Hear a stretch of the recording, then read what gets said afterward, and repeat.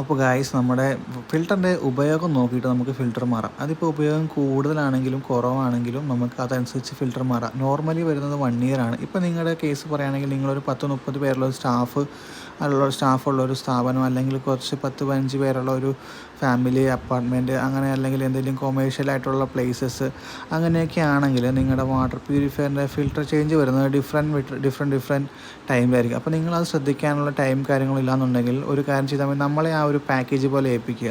നമ്മളെ ഏൽപ്പിക്കുന്ന സമയത്ത് നമ്മൾ ഇന്ന ഇൻ്റർവെല്ലിൽ വന്നിട്ട് നമ്മൾ ആ പാക്കേജ് സർവീസുകൾ ചെയ്തു തരുന്നതായിരിക്കും.